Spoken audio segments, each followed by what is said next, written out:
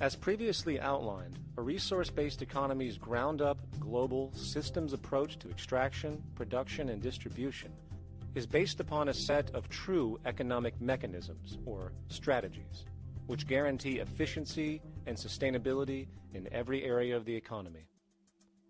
So, continuing this train of thought regarding logical design, what is next in our equation? Where does all this materialize? Cities. The advent of the city is a defining feature of modern civilization.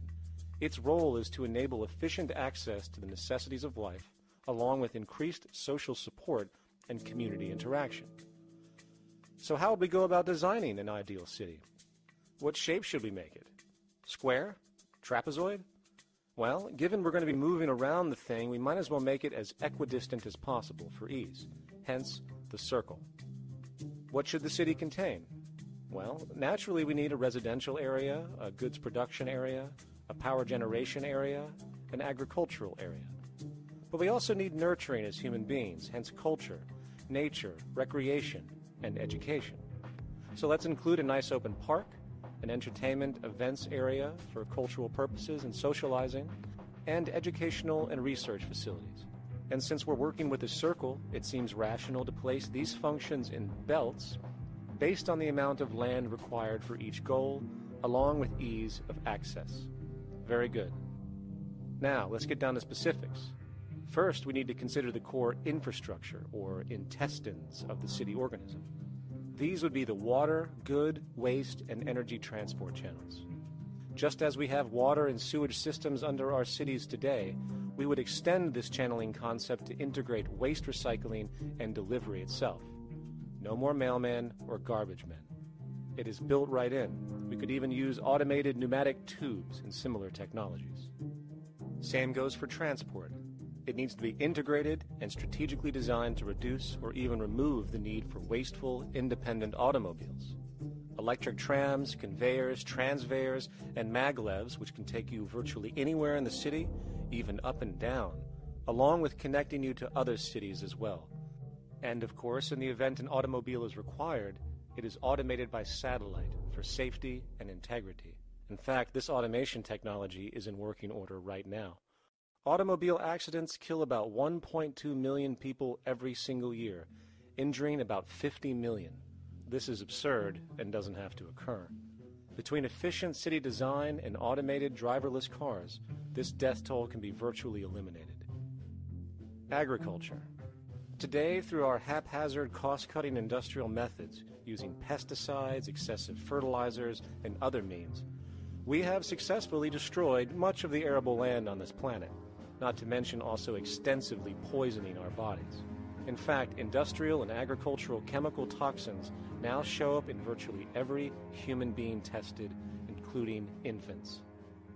Fortunately, there is a glaring alternative: the soilless mediums of hydroponics and aeroponics, which also reduce nutrient and water requirements by up to 75% of our current usage.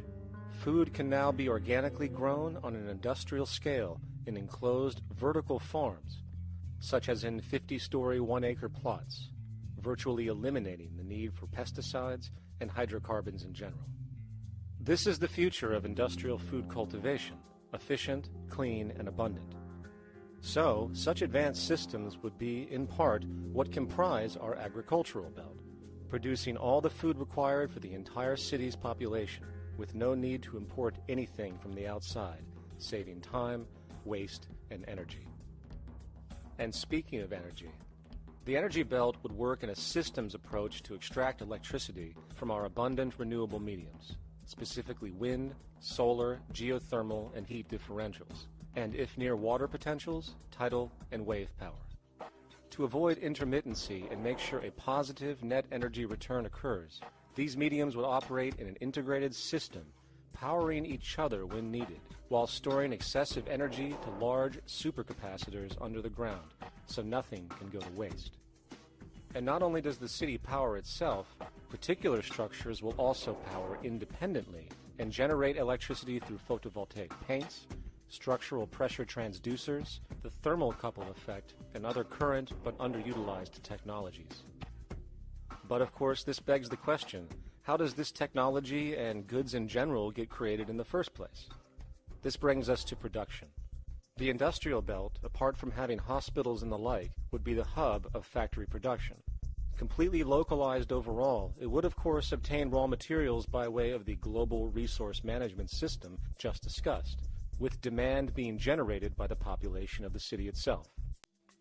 And this brings us back to our city system. In the center is the central dome, which not only houses the educational facilities and transportation hub, it also hosts the mainframe that runs the city's technical operations.